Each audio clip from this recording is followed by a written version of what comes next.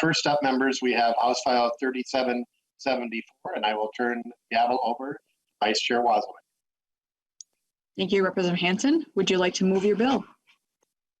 Thank you, Madam Chair. I would move House File 3774 be laid over for possible inclusion in the omnibus bill. Representative Hansen, tell us about your bill. Thank you, Madam Chair and members. If you remember, in our very first meeting, I delineated how the types of bills that come in front of our committee. Some bills are worked out by stakeholders and public. Some bills are worked out by members, and some bills are introduced and are built during the committee. During the committee process. It is my intent, and I want to be clear, no one brought me this bill. I wrote this bill. And it is a work in progress, and that's why it's being laid over. I look forward to the testimony from the various folks who are going to be testifying and public comment so that we can build a strong bill. Why am I doing this? Why am I moving the Minnesota Swan Protection Act? Here at the Minnesota Legislature, we have been at loggerheads about the issue of lead, both in ammunition and in fishing for a long time. We've heard testimony throughout this committee about no safe level of lead, but we use lead, and we have used lead for a long time. How do we try to resolve this issue of lead in what we use for recreation, whether it is for fishing or hunting? So I looked for precedent.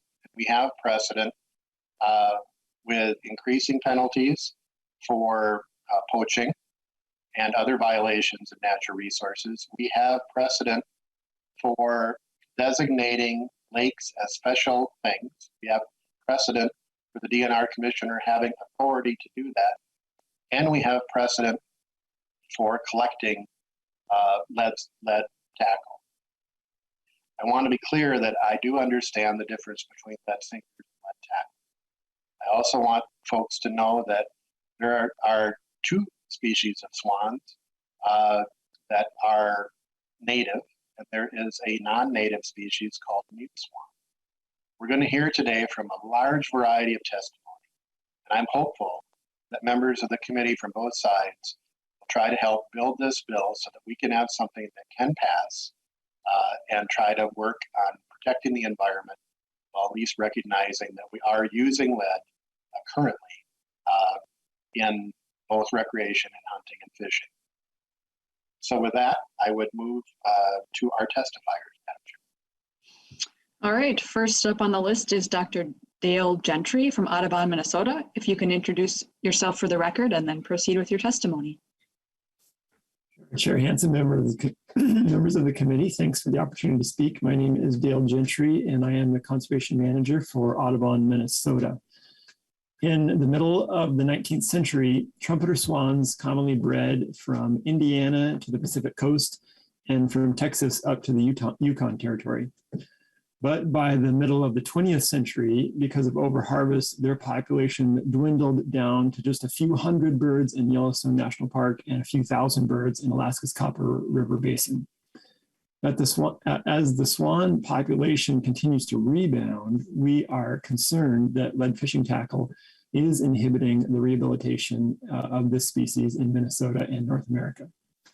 Now, as you likely know, trumpeter swans, like all birds, don't have teeth. Instead, they have a muscular organ in their gastrointestinal tract called a gizzard that many species fill with sand and small stones to aid in the physical breakup of their food. Now, unfortunately, lead fragments found in lakes from lost and discarded fishing tackle are indistinguishable from the sand and pebbles that birds seek out and are frequently ingested unintentionally by mistake, usually killing the bird.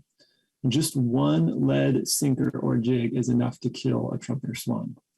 Now, over 130 species of North American birds ingest lead through eating grit like this, and also from ingesting gut piles or eating other animals that have ingested lead. And this list is filled with waterfowl like trumpeter swans, upland game birds, and birds of prey, many of the species most cherished by the sports people and bird watchers of Minnesota. Now, those resistant to restricting lead often ask if lead poisoning affects populations, or just individuals, or if there's evidence that banning lead impacts conservation goals. Those important questions were once left just to speculation, but a growing body of literature now shows that lead is causing population level effects in loons, in waterfowl, and an abundance of evidence in raptors in both North America and in Europe. Now, most relevant to this bill, a ban on the sale and use of lead fishing weights in England and Wales in 1987 led to a sharp reduction in the numbers of mute swans dying or sick from lead, and is considered by the scientific community crucial to the subsequent increase in mute swan populations in Great Britain following that. So our continent has 3 billion fewer birds than it did in 1970, and we know that lead is contributing to that decline. The impact of lead on our environment and on trumpeter swans is undeniably negative, and we know that restricting the use of lead can have positive and measurable impacts on bird populations. We still, at Audubon, we see this bill as a valuable step toward reducing the proliferation of lead that is impacting humans and wildlife in Minnesota. We want to be a resource for bird science and are calling it to protect birds in the places they need, which is why we support any reduction of lead in the environment. Thank you for the opportunity to speak and for your time. Thank you for your testimony. Next up, we have Carol Henderson. If you can introduce yourself for the record and proceed with your testimony.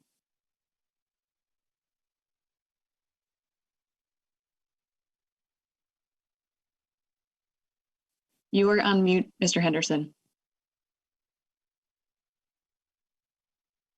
Okay, let's try that again. There you go. My name is Carol Henderson, and I appreciate the opportunity to testify this afternoon, Mr. Chair and members of the committee. And I really sincerely appreciate the efforts of Representative Hansen to address this issue relating to lead. I've dealt with this in my years with the DNR ever since 1977 when I started with the DNR, with eagles and now with trumpeter swans as well. I served as supervisor of the DNR non-game wildlife program from 1977 through 2018. I was co-author of the original trumpeter swan restoration plan in 1981 and implemented the plan with funding from the non-game wildlife checkoff. So Minnesota citizens made the swans return a possibility. I collected 150 trumpeter swan eggs in Alaska in the 80s and also received donations of swans from zoos, including the Minnesota Zoo. The statewide population is now estimated between 25 and 30,000 swans. We brought off the project at a cost of $514,000. I appreciate the intent of HF3774 and its authors for protecting swans, but I feel there are some significant provisions that we could look at that will help achieve their intended objective. The focus on limiting use of lead fishing tackle on breeding swan waters would cause an issue because there is a broad variety of wetlands used by swans throughout their life cycle, including lakes used by non-breeding trumpeter swans that have not yet matured to the age of 4 when they typically start nesting. They're moving around constantly on many lakes throughout the state.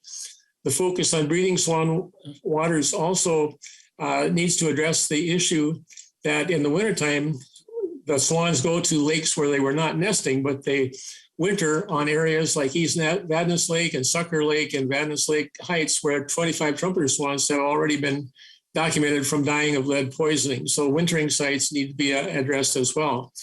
Trumpeter swans are now documented as breeding in 77 of 87 counties in Minnesota, essentially statewide. The complex process of documenting trumpeter swan breeding waters on a wetland by wetland basis would be very expensive and time consuming.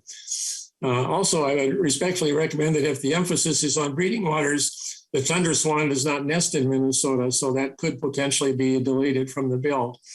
And we do enjoy seeing them come through in the spring and the fall.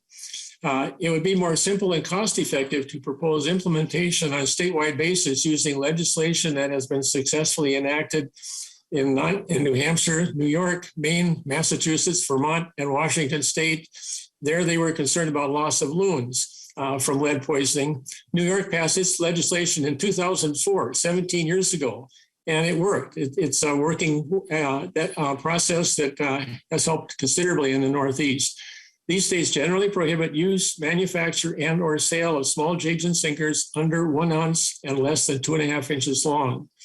The goal of this legislation should really be to benefit all Minnesota wildlife species being poisoned by ingestion of anglers' lost lead fishing tackle, small jigs and sinkers, not just trumpeter swans. So if we were to add a consideration for loons, we would have a double victory there for helping two species.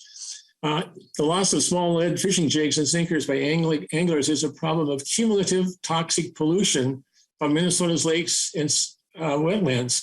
The sinkers that I lost as a kid on Whitefish Lake in the 1960s, 60 years ago, they're still there. Our Minnesota lakes should be treated as natural treasures, not as dumping grounds for toxic lead fishing jigs and sinkers. The Minnesota Pollution Control Agency now has a website that lists over 100 manufacturers of lead-free fishing tackle. So they've been real leaders in helping promote this movement toward non-toxic fishing. There are concerns that non-toxic tackle is too expensive.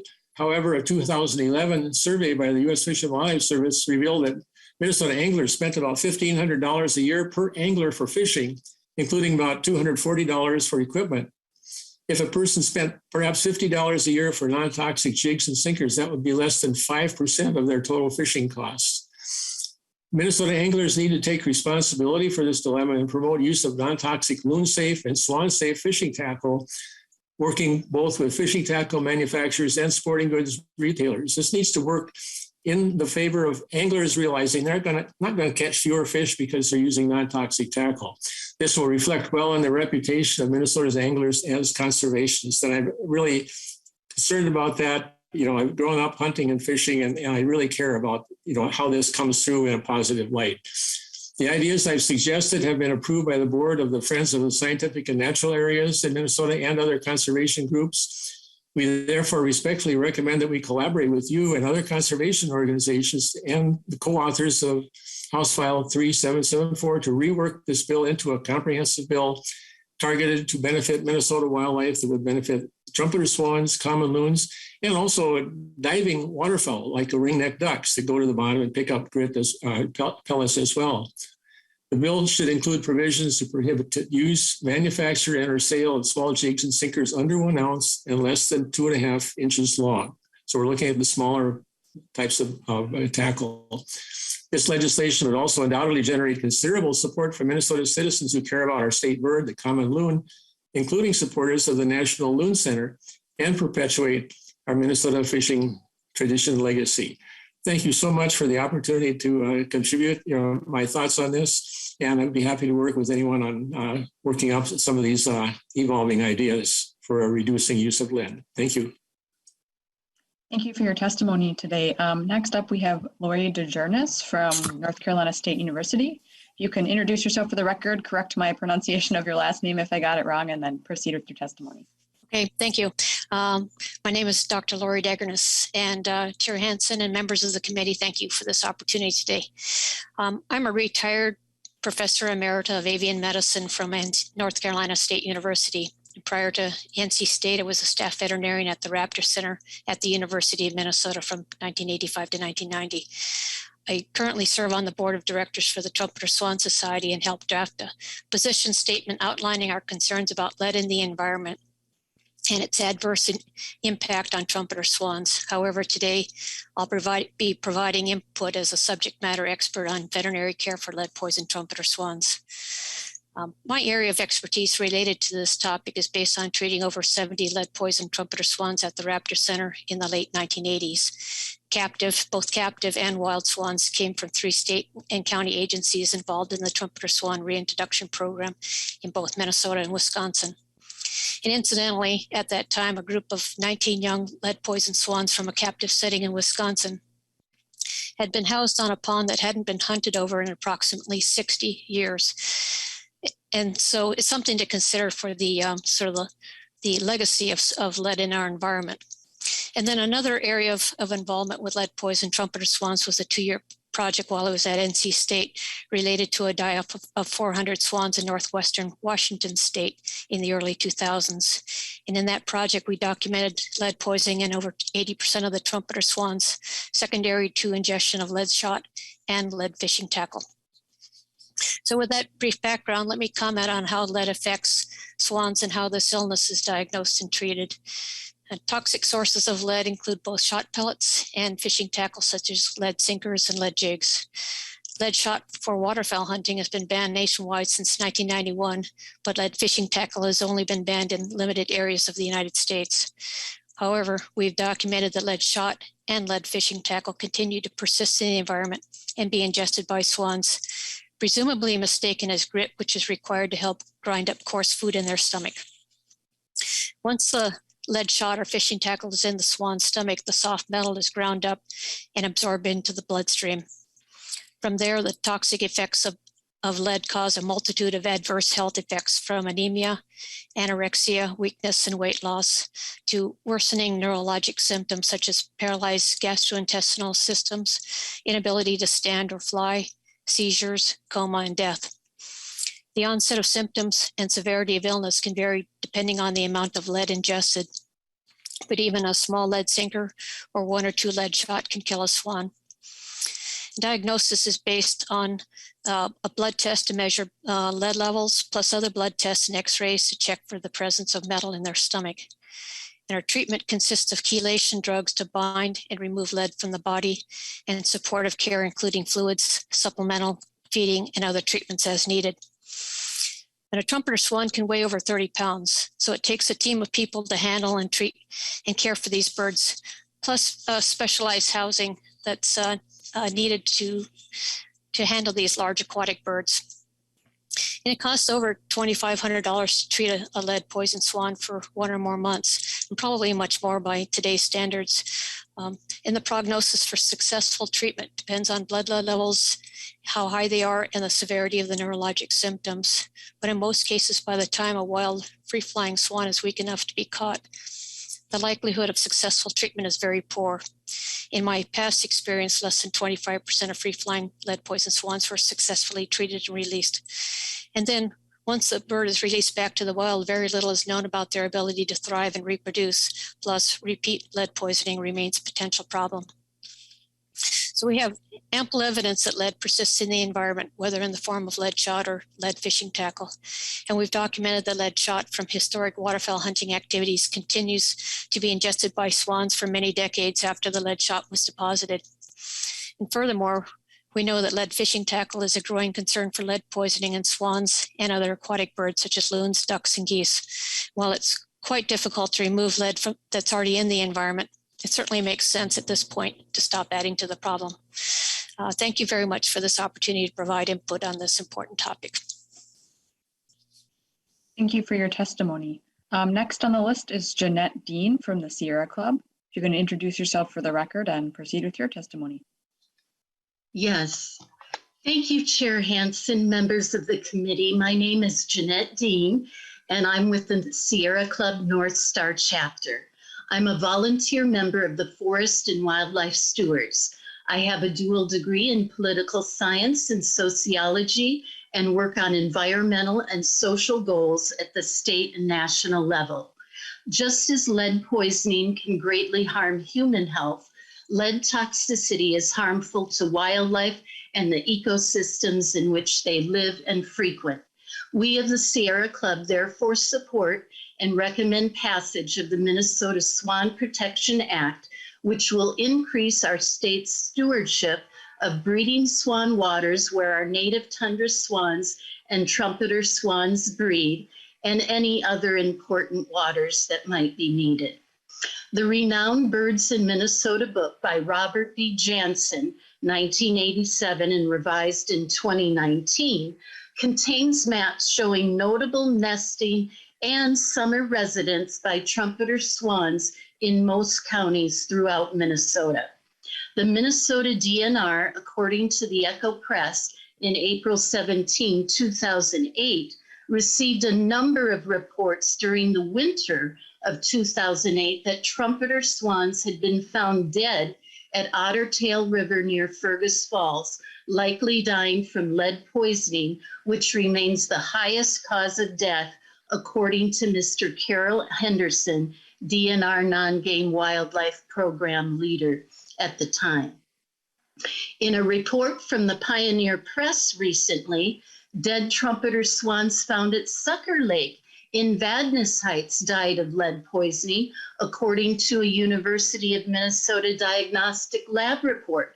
Dawn Tanner, Program Development Coordinator with Vadnais Lake Area Water Management Organization, an investigator of some of the swan deaths, said the results are lead toxicity, likely from fishing sinkers that accumulate in the sediment. Furthermore, Tammy Vogel, Communications Director for the Wildlife Rehabilitation Center of Minnesota, said, "We see dozens of animals every year, including swans with lead toxicity. One pellet is all it takes to kill an adult trumpeter swan." While the unnecessary death of these beautiful animals is tragic enough, the manner of death from lead poisoning is particularly gruesome. According to the Minnesota Pollution Control Agency, a bird with lead poisoning will have physical and behavioral changes, including loss of balance, gasping, tremors, and impaired ability to fly.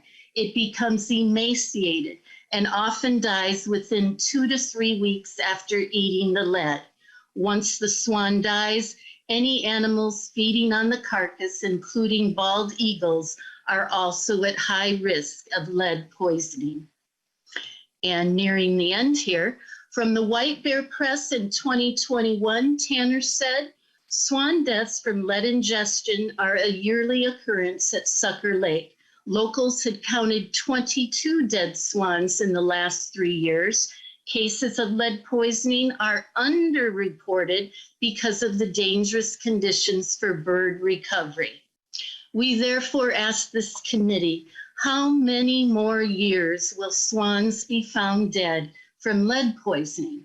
As the Minnesota DNR page on trumpeter swans shares, lead poisoning is the greatest threat to trumpeter swans in Minnesota. About 40% of Minnesota's trumpeter swan fatalities are caused by lead poisoning. And very important in the end here, in February 2020, KARE 11 News' Alex Hagan reported that the Minnesota DNR stated that the regulation of lead fishing tackle in the state is an issue best left to lawmakers after they decided to reject a 2019 public petition to do so themselves. For these reasons, we recommend the Minnesota legislature, via the Swan Protection Act, protect our state's native swans. Thank you. Thank you for your testimony. It's not often we have one testifier quoting another one. That was pretty cool. Finally on the list, we have Katie Smith with the DNR.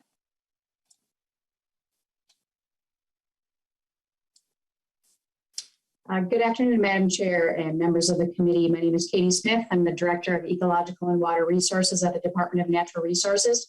And thanks for the opportunity to be here today. I'll abbreviate my comments in light of all the valuable information the previous testifiers have provided. The recovery of trumpeter swans in Minnesota is a remarkable conservation success. Trumpeter swans continue to expand their range and dramatically increase in number, but they do still face threats to their population and are a state-listed species of special concern.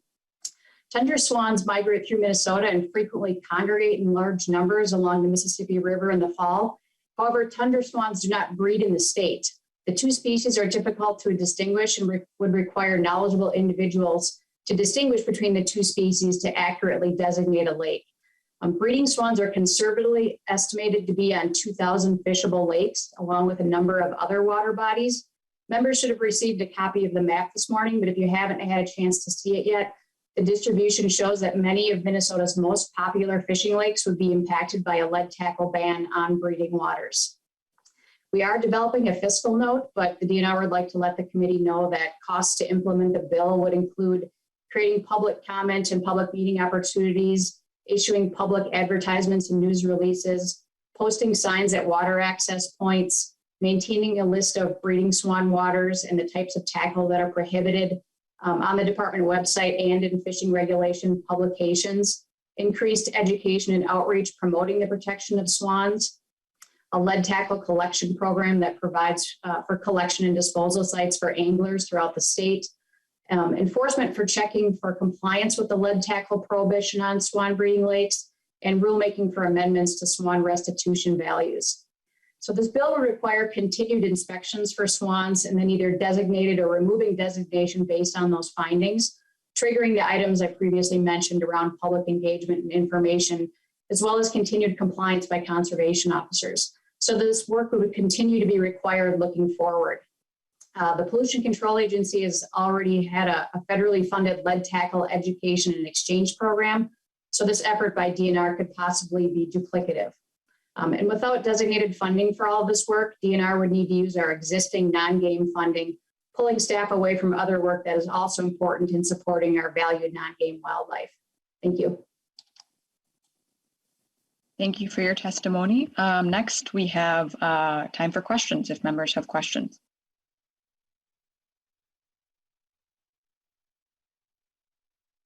Representative Green, I see your hand up. Thank you, Madam Chair. A question for the bill author, if you would. Chair Hansen, I see that on line 1.12, you're proposing a new statute. And in there, it talks about anyone who takes or harasses. But I've looked around and I don't see any definition for harassment. What would that include? I guess what I'm asking is, let's say you're out on the lake with a fishing boat, or even just a boat for cruising around. What would constitute harassment? Because you're going to make it a gross misdemeanor. Representative Hansen. Thank you, Madam Chair and Representative Green. I think an example of this would be, at the airport, there are trying to keep geese off of the runway. That is a purpose for moving them away so that they are not involved in collisions with aircraft.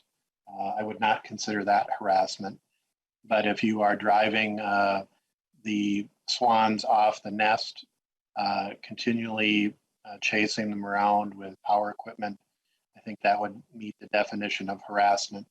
I'm willing to work with you on trying to clarify that if you have continual concerns on it. But I think part of this is intent and malice rather than a specific purpose to try to protect public life and the animal's life. Representative Green. Thank you. Thank you for that answer. I guess I'm just trying to understand the term, because apparently, from what I'm looking, I can't find it anywhere in statute what a definition of harassment is. Do you know what I'm missing? Is there any current law out there that would give a definition of that? Representative Hansen. Thank you, Vice Chair Waswick. Ms. Taylor. Ms. Taylor.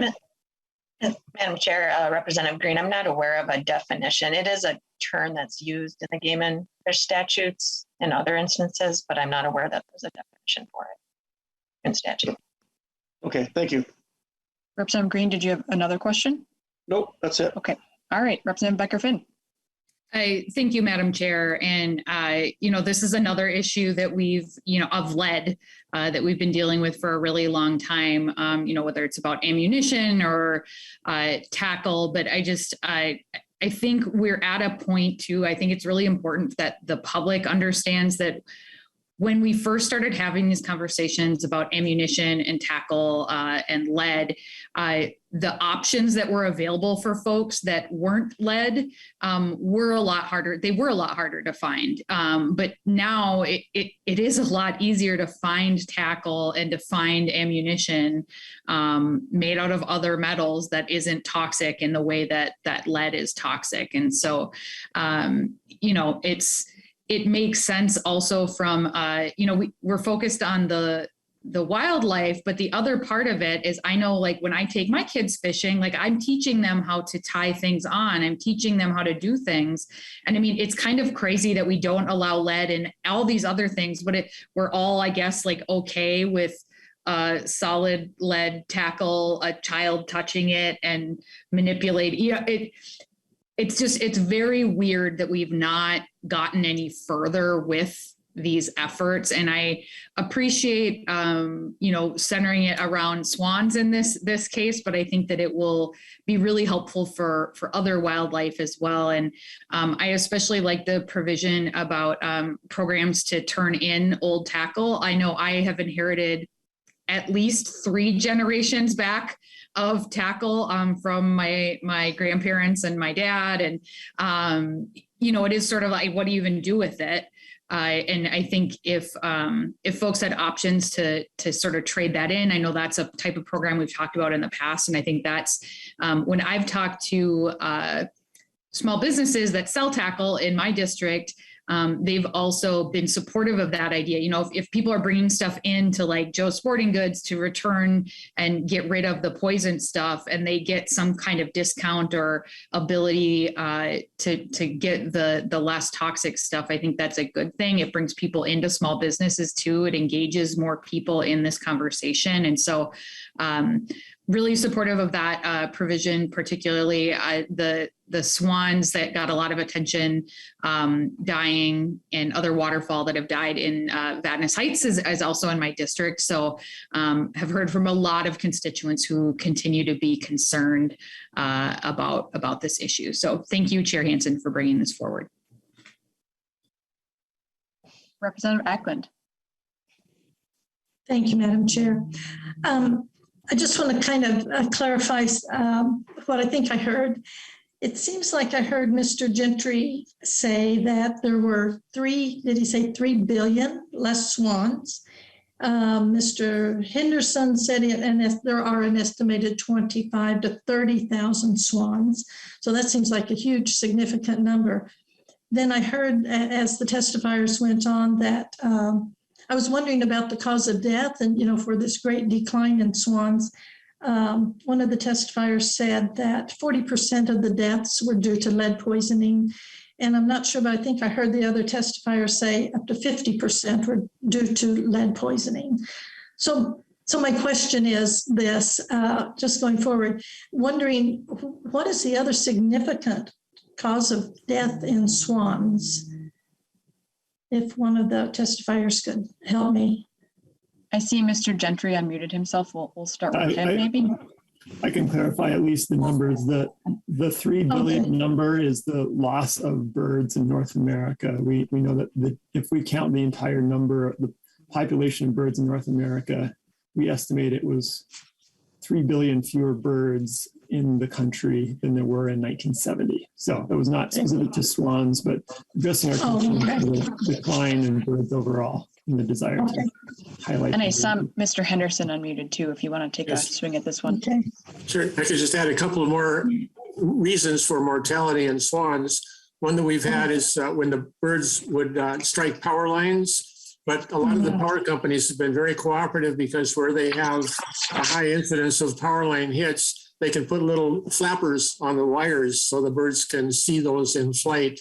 And so that helps reduce it. The other thing is that initially when we started releasing swans, there were swans being accidentally or incidentally shot as part of the waterfowl season. But actually we've had really good support from lots of waterfowl hunters who make a point of informing other people on lakes and wetlands where they're hunting. When they see swans come in, they yell at the other hunters saying, look out for the swans. The hunters have been a big source of support for protecting the birds too. So that was a point of concern for initial stages in the process. But the thing that we're really concerned about is to eliminate the causes of mortality that are avoidable. And in this case, we have an avoidable opportunity to go to the non-toxic tackle, which would eliminate the loss of those birds. Thank you. Representative Ackland, did you have a follow-up question? Just thank you for the clarification and information. I see Representative Fisher. Thank you, Madam Chair. And I want to thank Representative Hansen for bringing the bill forward here. I particularly like the education and outreach portion, the tackle collection programs, which are very important. And I first became aware of this issue several years ago when a local Girl Scout troop was working on the issue of death of swans dying in the area because of the lead being ingested that was left behind in the tackle. And one of the questions when I was talking to someone recently was, I noticed you've got some very good outreach efforts going on, et cetera. The question that came to me and I didn't know how to answer it from is there any possibility of taking a look down the road of prohibiting sales of the lead tackle in the state, et cetera? And that was a suggestion that was brought to me by the Girl Scouts. Is that something that could be looked at? What are the impacts of that? It seems that would get to the heart of the problem if we could do something along those lines, but I know it is a little bit more aggressive in some areas. Could you please provide me a little bit thoughts on that issue? Representative Hansen. Thank you, Madam Chair and Representative Fisher. We've had your bill in front of us, and I appreciate your leadership and Representative Becker-Finn's leadership on this. What I'm trying to do here is get something that we can pass. Yeah. And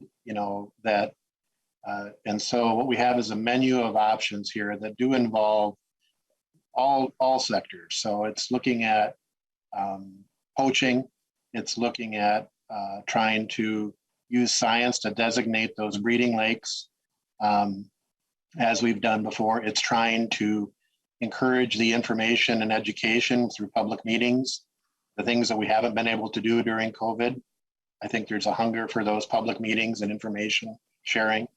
It also provides increasing those programs for lead collection. And should be noted that PCA does have some money that has come in for that from, I believe, the oil spill program or oil spill funding. So you don't want to duplicate any programs, but all of these things do cost money. And Minnesota is blessed right now with a surplus. And we can use that one-time money to work on education. I think Representative Fisher, you've heard before of, well, we can't do the ban. Why don't we try education? Well, here we have education. We have something, and I believe this could pass the House. I believed it could pass the Senate. But just as we've seen before, we haven't seen the companion bill dropped in yet in the other body. So I want to invite people to work on that. I think it's hard. It will be hard to pass a ban. But what I'm trying to do here is to have limited restrictions based on the science to see what we can do to protect these iconic species. All right, Representative Lee, and then we are going to close on this one. Thank you, Madam Chair, and thank you, Chair Hansen, for bringing this forward. And just a quick question, nothing to either the Sierra Club or Audubon, maybe both. I may have missed this. Do you currently have education and outreach material around the issues too right now? Mr. Gentry, and then we'll go to Ms. Dean if she has anything to add. Yeah, Audubon, the National Audubon Society has an abundance of information that we are happy to share with anybody about lead poisoning and how birds are affected by both lead fishing tackle and ammunition. Ms. Dean, did you have anything to add from Sierra Club?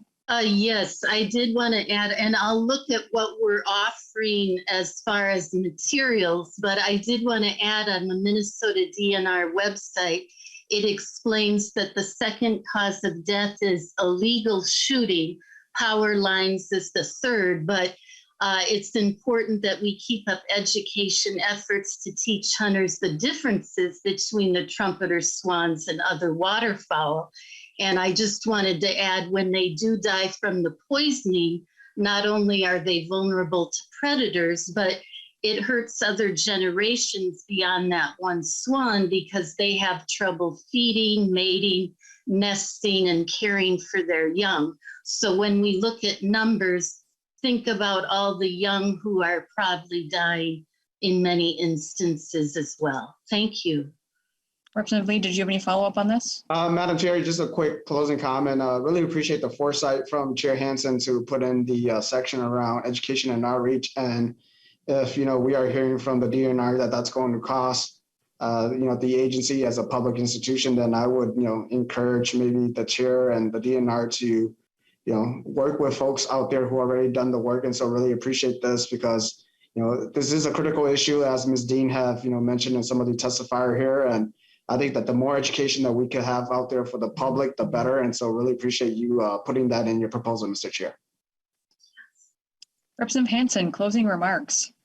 Thank you, Madam Chair, and thank you, committee, for your indulgence in us going over time. I think this is an opportunity where we can problem solve together.